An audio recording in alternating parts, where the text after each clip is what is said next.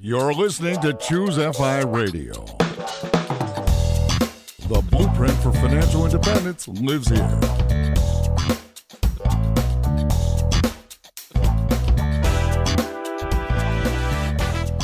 If you're looking to unlock the secrets to financial independence and early retirement, you're in the right place.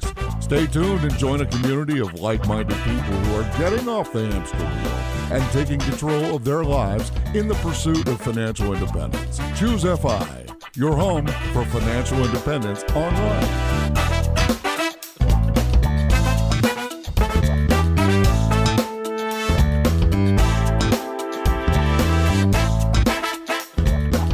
Everyone, on today's episode, I already thought of the title, Prioritizing Your Priorities. I mean, that's honestly what this was. This book, Make Time, the interview with John Zeratsky, incredible interview. Honestly, one of the ones I was most excited to do going into this year because for where I am, the stage of life I am, the things that I'm grappling with personally, you had been recommending it to me. I hadn't been putting it off, but I hadn't been prioritizing it just because I felt so busy. And at the same time, I felt so unproductive. And at the same time, it's just kind of this blurring. He described it in the interview. I really needed this book, and I hope as a result of the conversation, our audience kind of understands why I'm excited to go deeper with some of the action that both of us have taken in the intervening weeks. To help me with this, I have my co-host, Brad, here with me today. How you doing, buddy? Hey, Jonathan, I'm doing quite well. Yeah, I have been looking forward to this Friday Roundup, actually, for a while, because I cannot wait to hear about the changes you have made. I know the conjunction of Atomic Habits by James Clear and this book, Make Time by Jake Knapp and John Zeratsky. I mean, you basically made wholesale changes in your life. I don't think that's an exaggeration. Not even a little, right? And so how long has it been now since you've read those books? Oh, yeah. I could actually pin the date down because I picked up the book. I finally read it knowing that I was running out of time to read it. I finally started to read it right over Thanksgiving weekend. I was actually in the airport. And then airports, like the plane is a kind of convenient place to read a book. The actual airport, maybe not so much. Waiting in line, not so much, but I couldn't put it down. I just, page after page, I was turning it. I was like, this is exactly where I am. All right. So you're a couple months into this experiment now. And what does this look like for you? Because like you mentioned in the episode with John, Choose FI, in a good way, had basically taken over your life. It's this super exciting thing. It's your baby. It's making a big difference in the world, all these things that sound good in theory. But I mean, you were probably spending 60 to 80 hours in some way, right? It might have been like grazing. It wasn't 60 to 80 hours of productivity, obviously. But right, if you had to make an argument, or maybe if your wife Danny had to make the argument, you probably were spending 60 to 80 hours grazing / thinking / somewhat doing stuff on Choose FI. I didn't have a mechanism for putting it in a box, putting constraints around it, and doing so in a way that felt fulfilling. I felt like I was leaving productivity on the table, leaving being effective on the table. And it's really, this book brought together all the other tools that we have been talking about on this show. And I'll actually reference a few others. We recently talked with Jamie Masters. That episode went live over the Christmas season in December. Atomic Habits, talking about taking intentionality and turning it into action. How do you do all that if you don't feel like you have any time? Well, maybe the answer is just to work more. I think that's what many of us, especially in the entrepreneur space, kind of go to. We'll just work more. Maybe that's not really the answer. Maybe it's really prioritizing your priorities. And so I actually have found myself talking about this idea with friends and neighbors, with obviously on the podcast, but like it's been such a game changer for me. And part of it was, as I was reading the book, John Zeratsky and Jake Knapp, who are the authors, are talking about how they realized that they were always reacting to everyone else's priorities and the chaos that would cause if they didn't question that, if they didn't kind of insert their own priorities in there. And so in the thing, they were talking about how you could put some reasonable constraints in place to reclaim some of your time. And it was making the case that, and they were saying, you may not be in a position where you can do all of this. I mean, some of this is going to require permission from your boss, permission from your employer, you're going to need to get buy-in from other people. As I'm reading that, I'm like, oh yeah. And then I just paused and I said, wait a second. And I said this in the episode because it was that big of a deal. I was like, Brad, you and I set the hours for this business, right? I mean, this was a lifestyle business, a lifestyle side hustle that we started. It literally, the top down is here, right? And so for me just to let it spill over into everything and never question that is the height of insanity. Right. And it's questioning the default. The default for you was to always be there, to always be able to respond to every little beep and shake of your phone, right? But honestly, I mean, I was tethered to this freaking phone and it brought me no joy. How often do you check your phone and it brings you no joy? Yeah, pretty often. And it brings you a lot of just nervousness and anxiety, right? To have that phone that is just, it's 1 second away. You never know when that beep is coming. And John said they never questioned the defaults of anything. Jake and him, when they were originally going through this, they were obsessed with, quote, productivity optimization inside of these massive tech companies that they work for. But they were sitting in these pointless meetings. How many people in corporate America can relate to that? I know I personally can. Every single meeting I ever went to was a complete and total waste of time. I can't think of one that I got any bit of value. And I actually thought about it. I'm like, there are 7 human beings in here for an hour. That's 7 person hours wasted just off the face of the planet. And people don't question, like, why do we do these things? And he said they pursued this productivity and efficiency, but realized that it didn't make them feel good because they weren't doing what they were interested in most. And this concept of the defaults, we talk about that with our phones. People aren't even aware that the defaults of your phone or the defaults of life can be changed. All these things are engineered to distract you, but you can just get rid of them. I even question this in the episode with John. It's like, what's going to happen? What is Google going to do to me if I take Gmail off my Android phone? Like, is it going to blow up? And I mean, I was kind of kidding, but who the heck knows? It was actually really hard to delete Gmail off your phone. I mean, no joke. It took me 5 minutes in that recording. I kept a camera on him the entire time on the YouTube video just so we could like time it. Actually have a timer at the bottom of the video. And it was approaching like 6 minutes, 7 minutes. It took a long time. Of like actual, like you weren't even, we're interviewing John. You're not even looking at John. You were looking at your phone because your challenge accepted. I'm going to delete it right now. It took you 6 minutes to come up for air. Yeah, it was crazy. So anyway, challenging defaults. I'm looking at your calendar now and I'm seeing massive blocks of color-coded items here on your Google Calendar. What did you change in the defaults of your life? I think this is such a big idea. I'm actually going to share my actual templated calendar with people on the show. So if you're watching the Friday Roundup or if you go to the show notes, you'll see a screenshot image of this. But before we even go into the breakdown, let me just kind of set a framework for you. Your life, regardless of what you do, has some pattern or predictability to it.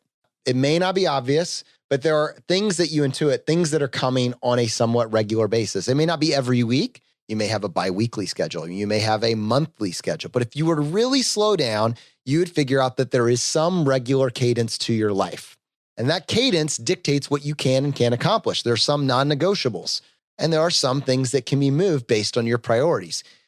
At our stage of life, and for many people that are either pursuing or have reached financial independence, you have a lot of autonomy over your schedule. In fact, that's kind of part of this whole, you get most of the benefits of 5 before you reach it, and you can start reclaiming this power, start making unreasonable, quote unquote, unreasonable requests, start acting on this. So you may not be able to do all of this now, maybe a version of this, but you can start working for it. In my case, as we said, this is top down. This is a business that we created to fit around our lifestyles. We are family guys first. Our families come first and foremost. The business sacrifices to that, and for the best. And this business is predicated on great relationships with our family. So that is prioritized first. So first, I don't start with, well, what does the business need? Although I did. 2 weeks ago, I started with, well, what does the business need? And we had some cadence built in there. But I went back and I said, what are the non-negotiables? Like for me, at this stage of life, part of this arrangement, my family, is I am available for my family every single night from 5:30 to 7:30 p.m. Dinner, put the kids down, that sort of thing. That was not in my past. As a pharmacist, I was working, every other night, nights and weekends, crazy randomness. There was a predictability even in that, but a crazy predictability, a stressful predictability, but it was there. But with this, I can make sure that 5:30 to 7:30 is locked down. That's for my family. And then I can say, all right, if that's non-negotiable, it would be nice to have that consistent experience Monday through Saturday. Maybe it was only 5 days a week, but still, if you can map that out, let's start our calendar there. We know that variable. And then say, all right, wouldn't it be nice? Now, again, this is your ideal day. It's not every day. It doesn't mean that you can't break this. In fact, like maybe only 30 or 40% of the time you follow the calendar. Wouldn't it be nice to know where you were supposed to be when you were looking at your life from a macro level with intentionality, thinking about your ideal day? What would a good day look like? That's what this calendar is. I have this set up on Google as a template that I can take the visibility on or off. Have you ever wondered, what am I supposed to be doing right now? And you don't really know, so you don't do anything. You just check your phone, you go watch some Netflix, you don't know. What if while you actually had some bandwidth, you had some margin in your life, you had some energy, you actually created your ideal day? So I said, you know what? I say that my relationship is important. Wouldn't it be nice if at the end of this year, I looked back and after we had the kids down at 7:30, from 7:30 to 9, we carved that out as a time that my wife and I, we had some tea. We love tea. We drink tea together and we spend some time either journaling or just having some conversations, like literally not just drones watching Netflix, but having some conversation. What you'll notice very quickly is when you're looking at your life from a macro level, not when you're stressed out, not when you're just muddling through, not when you're drifting, but when you're actually in an intentional place, you're not going to write down time to catch up on Friends. You're not going to write down time to watch Netflix. You probably, it's just, I can't imagine when you're actually in a good place with energy, you're thinking about what you really want to do. And when you're drifting, when you're just watching TV, it's because you haven't had a plan. You're just trying to get through the day. You're not thinking intentionally about what you wanted to do. So those are two things, and you can kind of work your way back. Nice. So 5:30 essentially on at that point. That's family time and relationship time. Yeah. Right. That's carved out every single day. So that's amazing. Now, I know we like to kind of joke about Jonathan time now, right? Yeah. So the morning, as I understand it, is time that you've carved out for priorities for you, for learning, for exercising. Talk us through, like, what does that time look like? Yeah. So you know how that decompression time that like many of us feel like we need? Like I used to feel like I needed like some level of decompression time. And I think it's because I felt like I hadn't been productive with my day. I hadn't gotten stuff done. So I needed some time just to catch up, quote unquote, and all the stuff that I hadn't done. Well, what if you could just get it all done? Right. And so I realized like it's kind of difficult for me to get stuff done at night for some of the reasons I just laid out. But what if I could actually get it done in the morning? So I kind of reverse engineered this. I've heard so many people talk about the power of getting up at 5 a.m. What if I actually did? So if you notice at the very end there, I said, if you're going to wake up at 5, you can't stay up till 11, right? It just doesn't work that way. You can't do it.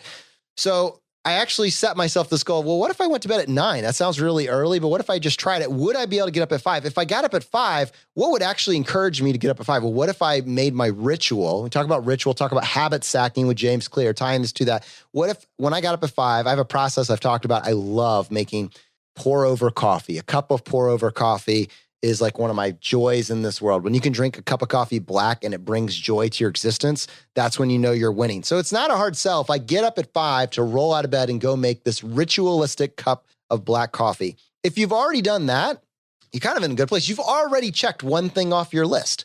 So now, let's say I gave myself 30 minutes for that window at 5:30. Now I'm rolling into the next thing, which could be some form of mindfulness. If you're religious, spending some time practicing your faith or just spending some time in meditation or whatever it looks like for you, spending some time getting out of your own way, deep breathing, just slowing down. You're not checking your phone, though. This is not you going to these infinity pools that you talked about. If you've done both of those two relatively low, easy ask, I guarantee you're already so motivated that it's pretty easy to roll into the next thing, which is maybe it's journaling. Journaling is a great way to stay glued into whatever your plans are. Maybe it's meal prep because you have an intention for your day. You want to get these meals teed up.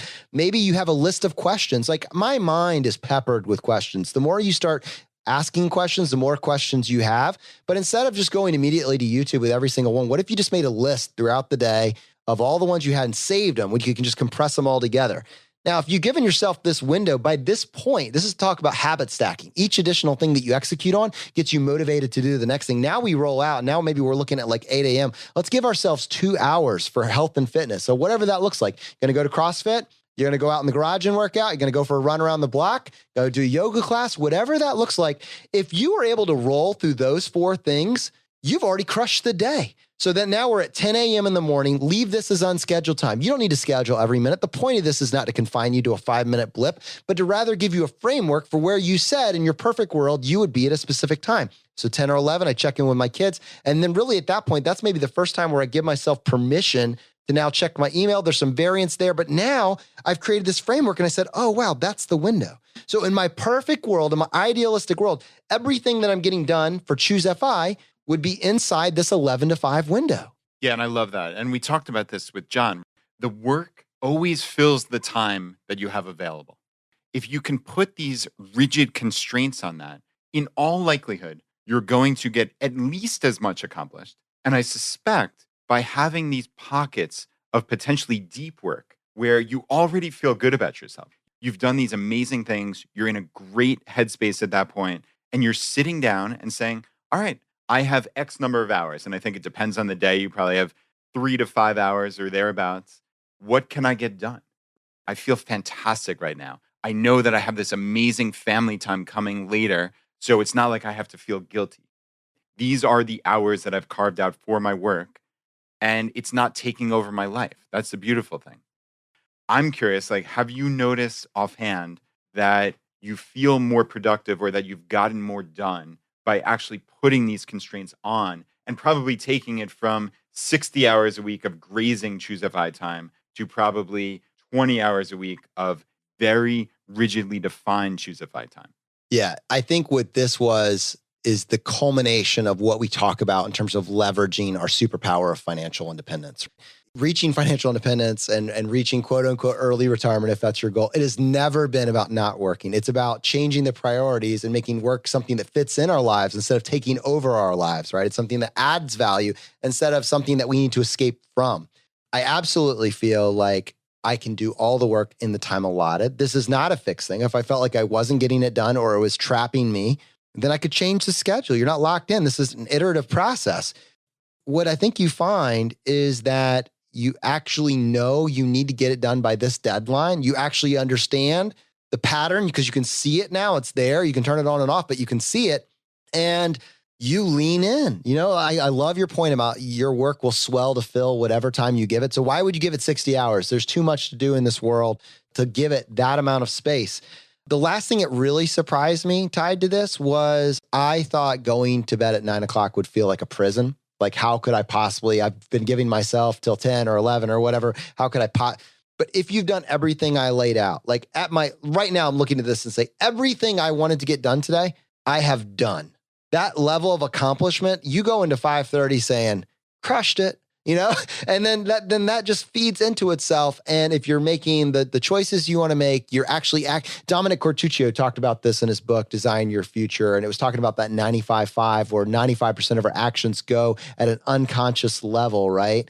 What if we could just stretch that 5% to 6%, right? What if we could just get a little bit more intentional action? How would that change our world, help us design our future? This was it. When I'm in a positive place, I said, what would I want my future to look like? And then I built that out, and then it required some changes. I think there was an impact on the individuals on our team, on you, on other people. It's not that this happened in a vacuum. There was communication that had to be involved, but I think it worked to your benefit as well. There were things that you wanted to do that maybe we didn't give ourselves permission to question. Right. This goes back to the default. You mentioned this when we were speaking with John, is that we just had it as a default that on Tuesday morning, we started to record our Friday roundup at 9 a.m.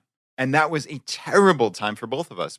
That was what we had done for 2+ years. And we didn't question it for whatever weird reason. And the same actually goes for recording our Monday episodes. We batch them, and not to further confuse everybody, but we record them on Thursdays generally. And we used to have it that, okay, you can basically schedule as the guest anytime from like 8 to 5 p.m. So we'd have one at 8 a.m. and then at 2:30 p.m.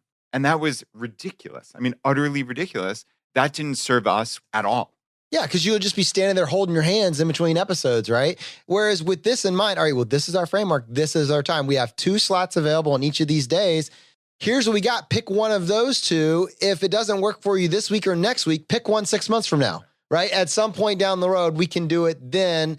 And that was the thing about this. Once you start doing this in your life, it actually has an impact on those around you. What I actually found surprisingly, Brad, was that with my wife, this obviously affects my wife more than anybody, but it actually affected her to positive because part of this was a collaborative getting buy-in from her. When I found out what she needed, prioritizing that first, then she saw my schedule. She said, well, I want a schedule. Can we do this for me?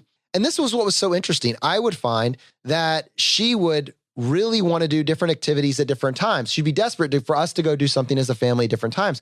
I didn't always have empathy for why she wanted to do this until we created this ideal schedule for her as well. And we realized so much of her time is taken up with the kids, which is obvious, but you don't realize that getting out of the way, having some time to decompress, having some time to do a family activity, it's really important as part of a structure of her day. So we were able to build her ideal calendar out. And then we were able to look for the overlap. And this is where it comes to the highlights. These really memorable moments, things that are urgent, things that are incredibly fun, things that light you up or move you forward. These are what you can start to build the cadence of your life. And you should try to have them, scheduled, hopefully every day. That was John's goal, but, at least certainly several a week of varying magnitudes. And by now looking at the overlap between hers and mine, some can be just my own personal highlights, maybe hitting that gym once or twice a week and knowing that that's anchored in my schedule. 2, maybe making with us knowing that, okay, on Thursday afternoons, in between this time and this time, that's the one space that we have for a 2-hour gap for us to do something as a family. Why don't, instead of us just waiting till that moment, us come up with a list of 2 or 3, plan spontaneity, right? Just a few or 3 options that we could do at any given time. So when it comes to that point in time, she isn't forced to ask, what do you want to do? I don't know. What do you want to do? I don't know. That cycle continues and continues. If you understand the cadence of each other's lives and you understand those sweet spots and where there's that overlap, you can actually start to get a few of these highlights built in, and it comes together and it affects so much more than just your priorities. Yeah. It's so interesting how you and I both read this book and have implemented changes, but actually in 2 dramatically different ways. You have basically revolutionized your schedule. And honestly, I'm pretty envious. I have not done this to that degree. What I've done is I've increased the friction, specifically when it comes to my phone and my computer to a large degree. Honestly, I haven't been as good with that as I'd like to, and I'll talk about that in a minute. But I was never one of these people, and you can probably vouch for me here, who was terribly addicted to my phone. I mean, in the continuum, I was probably on the lower end of addiction, but still, nonetheless, I was not happy with my phone usage. I just simply wasn't. We talked about the One Ring from, The Hobbit and my precious Lord of the Rings, right? Like that is what it felt like. And it doesn't feel good when you wake up and the first thing you do is roll over and pick up your stupid phone.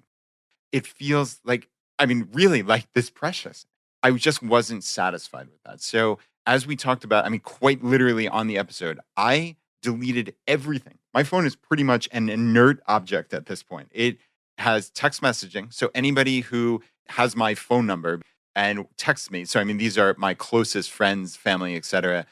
That is one thing that still comes through. Phone calls, however rare they may be, that comes through. I have my podcast player. I have Spotify to listen to music. Most recently, we've been rocking out to Hamilton, the musical. We saw. Oh, nice. Yeah, so my kids are getting into that.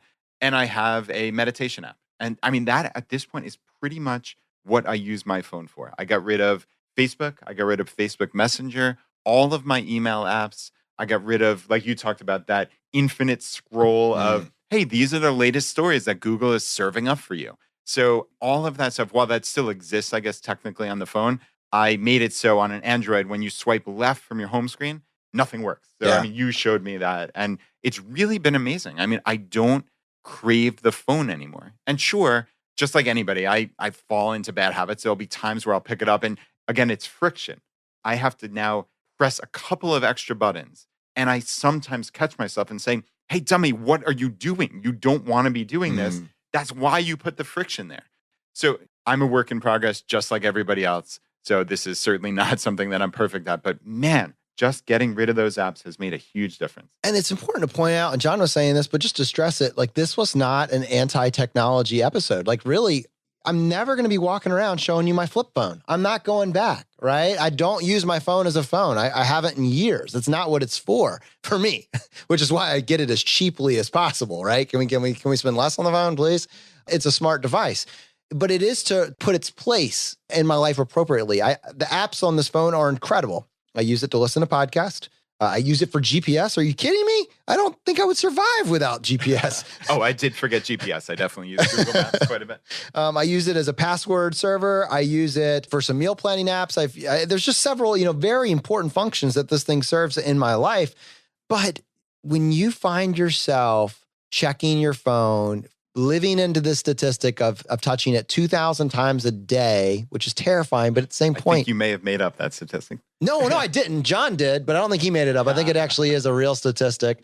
And even worse, and this is the most painful part, if you find yourself, your kids are trying to get your attention and you're just like swiping down on your phone to refresh Twitter or whatever, like if you find yourself there, you've gone to a dark place and you need to find a way to put the technology back in its little box. Get all the best from it, but don't let it take over your life and take your most precious non-renewable resource, your time. Yeah. And again, this is not anti-tech at all. It's anti-infinity pools, as John and Jake call them. It's anything that has that endless scroll, that constant refreshing where you can just go down the rabbit hole and spend hours on something and not even realize it. So I think that's the aspect. And it's not also saying that those things are universally bad. It's just that there's a time and a place for them. And I think John even mentioned, I'm not sure if this is on the podcast. Scheduled Twitter time. Yeah, that's exactly. He talked about scheduled Twitter time. And if you make that 15 minutes once a week or even once a day, if Twitter's your thing for whatever reason, then that's great. It's the endless scrolling. It's 15 minutes that turns into 5 hours, which can happen to people. So it's being cognizant, I think, first of how impactful those infinity pools can be, and then trying to cut them out from these phones because you do it when you're just mindlessly scrolling. So I think personally, getting them off the phone and then being intentional about it, sitting down at your laptop during that allotted 15 or 30 minutes, logging in, putting in that password, right? Not just auto logging in. Oh, I do auto log in. Right? But on my desktop, I do it on my desktop. Okay, that's fair. But I mean, any bit of friction you can build into it is useful. So anyway, these are just tips. There's nothing from on high here. We're not saying you have to delete everything. I mean, come on, you got to figure out what works for your life. I know this has worked dramatically well for my life, and Jonathan, for you as well. I got to stress this. The book is a simple book. It's not a difficult read, but it's one that I think you'll find encouraging and I think you'll get some actionable tips out of. So the book is called Make Time. Definitely check it out. It can be found anywhere the books are found. My neighbor, as we got into one of these conversations, was really taken with the idea. I bought him a copy. That's how much I was like, I wanted to share these ideas with him. So definitely worth your time and energy to give this one a read. All right, well, let's go ahead and switch gears. I want to bring MK into this conversation. MK is our showrunner and also brings in community feedback, mailbag questions, etc. MK, how you doing today?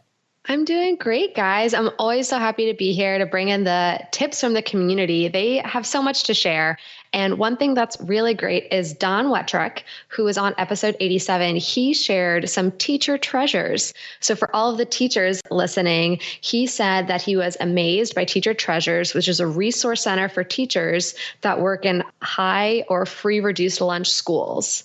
Typically schools where students are lower income and then therefore there's not as much money for the teacher resources either. So he said, this place has so many things for teachers. They believe that teachers shouldn't have to pay out-of-pocket supplies. Kudos, Teacher Treasures. So the store is in Indianapolis, Indiana, and I think this is a great model. So if you have a store like this in your local community or you want to start one, check out Teacher Treasures in Indianapolis, and maybe that's something you can bring to your community too. That is amazing. Yeah, I'm looking at this post that Don put up. Yeah, I mean, it looks like this entire enormous store of just items for teachers. And I guess are these things free, MK? Am I hearing that right? That's my understanding from what he put there. So they believe teachers shouldn't have to pay out of pocket for supplies. So it seems like they can just come in and take the supplies that they need, which is amazing. That is so cool. And yeah, I know I've said previously on the podcast that we certainly believe in supporting our own kids' teachers. And basically at the beginning of each school year, Laura and I send an email to each of their teachers and basically just say like, hey, do you have a wish list of items for the classroom? Just send it over. And yeah, I think we've spent somewhere between $100 and $200 each year buying them things. And my mom has sewed seat back pockets for the kids' chairs. So like 25 of these things. So yeah, I mean, 25? Yeah, it's crazy. Mass production? Yeah, my mom is very skilled at that. So, and she enjoys it. And yeah, I mean, it's just really nice to be able to support teachers. And I think that's a beautiful aspect of FI is that you can put your time and your resources where you value it, right? It's not about being cheap or ultra frugal. Like I've said repeatedly, we've set up a framework of a life that just doesn't cost that much, but it enables us to spend our time and our resources in avenues that we really, truly value. So it's really neat every year to get these thank you notes from 20 second graders saying, oh, thank you so much for these toys and these seats that we got for the class and books and things. So It's been really good. And this is wonderful. I mean, this is that at scale. Obviously, this is dramatically better than just my own little one person. Oh, don't downplay yourself. No. That's really remarkable what you're doing. It's very, very cool. And I know it's crazy the guilt teachers feel when the kids don't have what they need. I know my wife was fortunate to work in a school system where they did have a pretty decent budget, but she even felt a small amount of that. And teachers that are working maybe in Title I schools or schools with low budgets, often they're taking their own money, in there just to give these kids the basics. And so to have, for you, what you're doing, but also teachers around the country to have resources like this, and us as a community, and potentially over time, a community with means, if we can have an impact. It doesn't necessarily always have to be at scale. Can you have an impact in your local school system? That's incredible, man. So we'll have a link to that in the show notes. And actually, just to kind of throw a line back here to Don has an incredible show. So he started the Started Up Foundation, and it's a nonprofit helping kind of shift the education model entirely, teach entrepreneurship in schools. You were right to point out the episode we had with him. I think it will light a fire underneath you and get you excited for the educational process and really this opportunity you have with your kids to teach them a different mindset, an entrepreneurial mindset, which I can say that while we may not all become entrepreneurs in the traditional sense, we should all be thinking like entrepreneurs. That skill set is incredibly valuable. You want your kids to grab that mindset, or at least some of that mindset as quickly as possible. And what if you could have some of that implemented in the educational system? There's some evidence to support this, that our kids historically were trained to become employees. Schools were a function of an industrial society where we needed employees in mass as we go into this next cycle, the future. As we're all living in the future, we see increasingly the opportunities are there for entrepreneurs, thinking of creative ways to solve problems. And if we are only relying on that old, hey, 2 + 2 is equal to, well, hey, I throw that. We need financial literacy too. So, but let me throw that example away. But just, how to do rote task on time. Okay, maybe that's a baseline, but we need to give our kids that creative mindset, to give them those creative skills. Don is not only doing this through the nonprofit, but he's also through his podcast informing parents and teachers about what they can do to make change at, again, a local level as well. And Don's podcast really inspired Rob Phelan, who's the author of The Simple Startup, the educational book that we're going to be bringing out through Choosify Publishing. And for that exact purpose, Jonathan, to really say, if your school, maybe they do an entrepreneurship competition, but there's no curriculum, or you as a parent just want to work through this curriculum with your child, it teaches them about a business, because whether they run their business or work for a business, these are important skills to have. So that was why we were very excited to make that our second publication with Choosify Publishing. And that's at thesimplestartup.com. And talking about having an impact on the local level, it's really cool when you take these ideas and you see your kids take the mantle on them. So we're talking about financial independence, but in the spirit of entrepreneurship, and Don Wettrick, his daughter Ava, has taken that spirit, that entrepreneurial spirit, and run with it. She actually, Don told us a little bit about this, I believe, in the episode. He said, she said she couldn't find any good role models that were really embodying the spirit of what she wanted to find. It was always lifestyles of the rich and famous, the MTV generation. What she really wanted was entrepreneurial role models. Since she couldn't find anyone speaking to her generation, Generation Z in this case, she said, I'm going to go out and find them myself. So she took advantage. She started a podcast from scratch. I think it's called Mentor Z. And she's doing about one podcast a month. And she's going out and she's getting her role models, these people that are out there that have forged, trailblazed this path. They're coming on her show. Now, you might say to yourself, who am I? How could I get access to these people? That sort of thing. Like, if you're doing this young and you're not seeing any role models around, you create a platform. And it's amazing to me the access that she's been able to get and the content that she's been able to produce. So actually, MK, I was wondering, I think we talked about this in the past, never followed up on it, but I really think we should try to do it this year. Would you reach out to Don and see if him and Ava want to come on the show, maybe for a Friday roundup, and talk about some of the lessons that she's learned, and in particular, as they are applicable to her generation, Generation Z? Absolutely. Awesome. All right. Well, let's make a plan to do that this year. Let's go ahead and switch gears. What do you got in the mailbag? Well, next up, I have a really powerful post that came in on our Facebook group from Nicole, and she talks about overcoming on her journey to FI. And I could tell she was a little fired up when she wrote this. So she said, after seeing so many articles and posts about not being able to reach FIRE, I want to just share a sliver of my own story for now. I was born into poverty. Like my mom used to make me go out with my sister at age 7 to 12, go collect soda cans off the side of the road so she could sell them to buy more cigarettes, poor. Then I got pregnant at 15, had my first son at 16. I doubled up in school and graduated at 16 and went straight into college. That wasn't easy at all. In fact, I used to have to take the public buses to college. It was an hour both ways or find rides. I remember one day my ride dropped me off and my second ride never showed up. So I had to walk about 10 miles or so in 30-degree weather. But I did it. I became a registered nurse at 18. Fast forward, I am 26. I have 4 kids of my own and one that I have custody of. I make $67,000 a year and my husband makes $31,000 plus our rental income. I own a single family home myself, have sold another home that I owned, and my husband and I own a duplex.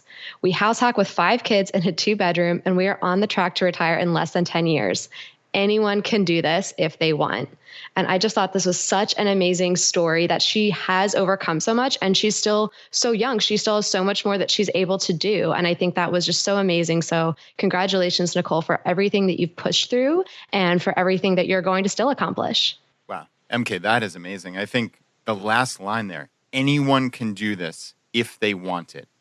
It's so easy to come up with excuses. I hear them all the time. Oh, I live in a high cost of living area. Even though I make $200,000, I can't pursue fire. You hear lots of excuses, but if you truly want it, you can find a way. Obviously, like we say here all the time, there's no dogma on the path to FI. We're not standing here telling you and preaching from on high of any particular method or anything. But if that's your goal, you need to decide what you want in life and what you're willing to do to get there. So I think there's always a way, but again, that's not me saying you have to pursue a path to FI in 7 years or you have to do X, Y, and Z. I think that's really critical, but you have to take action. Yeah, exactly. That is incredible. And as I'm sitting here listening to Nicole sharing this story with us, I'm just blown away on so many levels. One, her life, she's had to work through stuff that you and I simply haven't. You know, we're sitting here from a place of extreme privilege compared to what it is that she laid out for us. But to the optimism that she showed, it's an optimism, an outrageous optimism that we share that this is possible for everybody. To her point at the end there, I wanted to highlight this. Anybody can do, and you said it as well, anybody can do this if they want this enough. I think Nicole is very, very rare in that if you're doing this, if you're trailblazing this, you don't know anybody in your social circle that has done this, you're truly out there forging this alone without any inspiration, that's a story we need to find out. How did you have the audacity? How did you have the skill set? How did you avoid the pitfalls that come with not knowing anybody else that's done this? But what she is doing by having done this, and we'll have to find out more. I'd love to follow up with her and find out more about how she knew to make these right decisions, right? But once you have just a few role models in your life like Nicole, who are willing to come back and share their story and say, this is possible if you want it enough. If you and I were just to say that, that would be the height of arrogance, right? For us to say that I haven't had to go and collect soda cans in order to be able to afford to pay my bills or so my mom could go buy cigarettes. That is not my story. I couldn't say that. It would be inauthentic for me to say that. But she is able to say that from a place of truth. And it is true. But it's even easier for now those that are coming behind her because now they have some role models, some people that have said, you know, while everybody was just saying this is only for people who make above the median income, who had it perfect, who had a silver spoon, who had et cetera, et cetera. Nicole's saying, no. If you want it enough, it's possible. And because I'm now sharing my story, because there's a group of people, a community of people that are sharing their story, you don't have to be the trailblazer. You don't have to go out into the darkness and figure this out on your own. You can learn from my mistakes. You can learn from my successes. And you can bypass this process and achieve your results with so much less frustration than maybe I found along my way. That's the point of encouragement. That's what I want you to hear when you're coming out of this. Everybody can do this. And over time, increasingly, submission to the show, not just absolutely. In fact, forget Jonathan and Brad's experiences. You know what our story is. You've listened for hundreds of episodes. I'm not sure how much further service our backstories can offer you at this point beyond what we have already covered up to this point. But Nicole can offer incredible value, can open up this community to people that maybe have written it off because they didn't fit the stereotype that the mainstream told them they had to fit in order to be able to pursue financial independence. That's what you have to have come. And that's the importance of widening the tent, finding more stories, because it is absolutely true that someone that had it objectively worse than you have it right now or have had it figured out a way to get different results. You don't need to be the trailblazer. You don't need to be on the vanguard. You just need to follow a paved or a marked path. Let's make that path as broad as possible. Exactly. And I think one of the great things about Nicole's story, in addition to the optimism, is that she took lessons from people who weren't in a position that she was in. They maybe started in a better financial position or a better position in life, but she still took those lessons and applied them. And I know there is somebody listening right now who will write in and say, well, I have 5 kids and I make less, and I had my first kid at 14, not 15, or whatever it is. And they'll say, well, I'm worse off, so this doesn't help me. And I think that just says you need the growth mindset. You need to be able to say, I'm going to pick a lesson from here, whatever it is. And even if that lesson is, wow, we all have our own challenges to overcome, that's great. But to be able to take that lesson and apply it instead of just saying, well, I need to hear from somebody who is exactly on my path. All of our paths are so different and so unique. That's why we have to pull out those lessons where we can and that inspiration where we can, and then apply it, because there's no person identical to us or our plan. All right, so MK, we've got another one here. Keenan wrote in about RIP medical debt and Amazon Smiles. Yeah, so Keenan had a really great tip for all of our listeners. I know I was very inspired after RIP Medical Debt episode came out. That was episode 153. Jason and I made a change to our donation plans last year because we saw the potential ROI. And so Keenan wrote in, also inspired from that episode, and said, Amazon Smile donates a portion of your Amazon purchases to a charity that you choose. I recently saw that they offer RIP Medical Debt as an option. Additionally, if you get the Smile Always Chrome extension, you will always be redirected to smile.amazon.com, which ensures that you don't accidentally purchase items through Amazon and miss out on donating to charity. So hopefully this can help people. You know, if you're on Amazon buying just your household items, buying the Choose FI book, buying whatever, you know, if you're going through smile.amazon.com, you can actually donate to RIP Medical Debt or any other worthy charity to make sure you're always giving back throughout the year. So I thought that was a really great information, Keenan. Yeah, that is a great email. And I suspect we're going to have to get the Choose FI Foundation approved through Amazon Smile as well. So we will definitely pass that along. That's something I honestly didn't think of until I heard this email. So yeah, huge thank you to Keenan. We'll definitely mention to the audience when we have that up and running. There's actually a lot here. Most foundations, if they know about this, will qualify for that program. So if you work for a nonprofit, if you have a nonprofit yourself, if you have a nonprofit that you're passionate about supporting, then either one, look to see if they're on that program, or two, you could probably see if they qualify for that as well.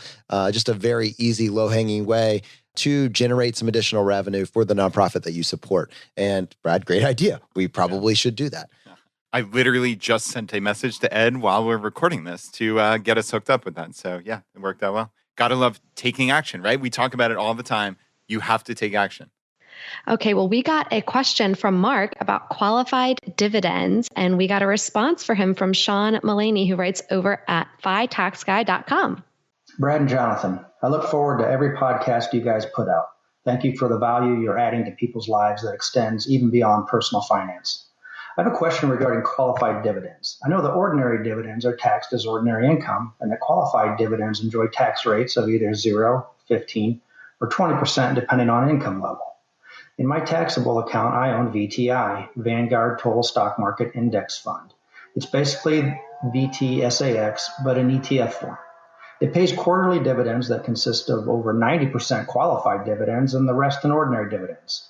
My income is high enough that I should be getting taxed at the 20% rate for the qualified dividends and ordinary income rates for the ordinary dividends. On my 1099 DIV, it lumps the qualified and ordinary together on line 1A and then lists the qualified dividends separate on line 1B. When my CPA does my taxes, he takes the full amount from line 1A, which is qualified and ordinary dividends, and puts that on Schedule B, which then gets put on line 9A on my 1040. That means I'm taxed at ordinary income rates for my qualified dividends, from what I can tell. He says that's correct. Is this right? If so, why do I not enjoy the tax benefits supposedly associated with qualified dividends? I asked him, but he has yet to respond other than to say he is correct to do it this way. Any light you could shed would be greatly appreciated. Thank you for your help. All right, Brad, any gut reflex response there before Sean weighs in? Other than the reflexive response, he is right. I am right, so just listen to me, right? That is not a reassuring answer from your CPA. So yeah, would love to hear what Sean has to say. Hi, Brad, Jonathan. This is Sean Mullaney calling in to respond to Mark's question about qualified dividends. If you own an ETF or stock or a mutual fund in a taxable account, every year you and the IRS get a Form 1099 DIV. That form reports the dividend payments to the investor during the year so that they can be taxed by the IRS on the tax return. And the way this works is there are two numbers that are relevant, right? Box 1A of the Form 1099 will be the so-called ordinary dividends, and then box 1B will be the so-called qualified dividends. What the heck do those terms mean? I'll compare those to a pie. The term ordinary dividends is the equivalent of the pie. That's everything. Every last dividend that's paid out is a so-called ordinary dividend. Qualified dividends are a slice of the pie. And in most cases, if you own a well-diversified U.S. index fund, they're going to be the vast majority, over 90% of the pie, but they're only a slice of that pie. So let's put some numbers to this, right? Let's say Mark gets paid $1,000 in dividends during the year, and 90% of those, or $900, are so-called qualified dividends. His 1099 DIV will report 1,000 as ordinary dividends. That's box 1A, and that goes to box 3B on his Form 1040. And then his qualified dividends, which qualify for that long-term capital gains preferred tax rate, which is what Mark and most of us want, those are reported in one box B. They're a subset of box 1A, and they go to line 3A of Mark's 1040. And from there, the tax software takes care of it, right? It basically says, I've got 900 of dividends that qualify for the preferred rate. I've got 100 of dividends in this example that don't, and it'll compute the tax accurately based on those numbers. Sometimes when you work with an advisor, there could be miscommunications. I don't know exactly what's going on between Mark and his tax return preparer. I suspect what might be going on is a miscommunication, meaning it may be the case that the qualified dividends, the total ordinary dividends are perfectly well entered into the tax return software. And what's going on is, for whatever reason, there's a mismatch in communication styles or some sort of communication gap between Mark and his preparer. Theoretically, it is possible, although it's not likely, but it is theoretically possible that for whatever reason, the 1B number is not getting entered into the tax return software. And if that is happening, that would miscompute the tax in that situation. So I hope that explains what qualified dividends are and how they're taxed. They qualify for the long-term capital gains rate, and most tax return software programs should make that pretty easy to make sure that you're getting the tax break for federal income tax purposes on qualified dividends.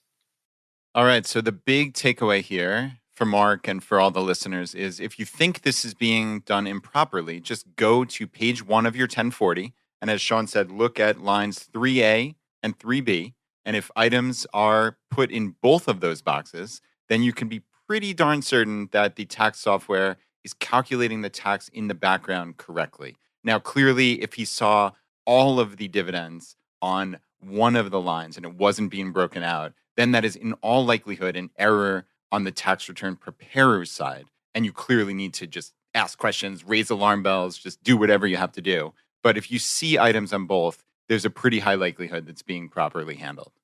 Now, one of the reasons that in this case, Mark is very interested in whether or not it's showing up as a qualified dividend being taxed at a federal capital gains level is because of favorable tax treatment on capital gains for individuals at certain income thresholds. Now, I believe, without having looked at it, and maybe you can kind of do that as I'm talking to tighten it up a little bit, but if you are making around or below $100,000 a year, your capital gains treatment is very favorable. Whereas, so your dividends and capital gains at the federal level may be taxed as low as 0%. Some states may tax you, so you may still get some tax on there depending on the state that you find yourself in. But at a federal level, that $100,000 threshold, you might end up not being taxed at all on those dividends as long as your income is below that threshold. Is that, am I close enough to hand you the ball? Yeah, Jonathan, that is a pretty good summary. So qualified dividends definitely do qualify for preferred taxation rates. All right. So ordinary dividends are your standard top marginal bracket. But for the qualified dividends, it's either taxed for these capital gains rates at 20%, 15%, or 0, depending on your tax bracket. So you clearly want qualified dividends, right? So in Mark's case, if nothing is getting marked as qualified dividends, he's probably paying a significant amount of additional tax liability on these dividends. So that is why this is important. And obviously the tax brackets are always changing. We can put this in the show notes to tell you exactly where you qualify for the 20, the 15, or the 0%. But rest assured that there is favorable taxation for qualified dividends. All right, man. Love it when you can throw a little math in there for you FI nerds. I'm with you. Unfortunately, that is going to bring this episode to a close. And, as you know, we like to finish every episode by doing a drawing for a copy of a book that we have found useful. We're doing our book, Choose FI, Your Blueprint to Financial Independence. This book can be found anywhere the books are found. And if you want to purchase a copy, you can find it very easily at choosefi.com/book. If you want to win a copy, that's what I'm about to tell you how to do that right now. Just go to choosefi.com/iTunes, follow the instructions there, leave us a short written review, and then send us an email to feedback@choosefi.com, letting us know where you left a review, whether or not that be, I don't know, it could be Apple Podcasts, could be on Stitcher, could be on CastBox, wherever you left that review. Just send us an email letting us know what screen name you left it under. We give away one book for every 5 written reviews. And to show you how long we've been doing this, I actually went back and calculated. We started it when we hit 50 reviews. I think we're well past 3,000 now. That's how many of you have taken us up on this offer. And I actually went back, and it looks like we have given away literally hundreds of books at this point, ranging from some of our old favorites like Jail Collins' Simple Path to Wealth, Dominic Cortuccio's Design Your Future, Vincent Puglisi's Freelance to Freedom. Currently, we're doing our book, Choose FI, Your Blueprint to Financial Independence. As a podcast, we want to encourage you to read more. I mean, it's an incredible way to take all the knowledge in a particular niche and funnel it down to something linear and concise, tangible that you can take away with you. It's a phenomenal resource. So anyways, take us up on this offer. choosefi.com/iTunes. MK, how many winners do we have today? Well, today we have one winner, and that's Aaron. Aaron writes, most actionable step-by-step guide to personal finance.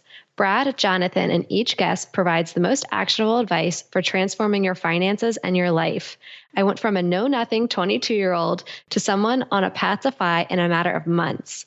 I listened through the entire catalog in just 4 months, making small changes to my life the entire way. Choose FI is more than just finances. It addresses lifestyle choices and outlooks that I haven't found anywhere else. Would recommend to anyone who's looking for ways to improve themselves today, tomorrow, and every day moving forward. Awesome. All right, my friends, the fire is spreading. We'll see you next time as we continue to go down the road less traveled. You've been listening to Choose FI Radio Podcast, where we help middle-class America build wealth, one life hack at a time.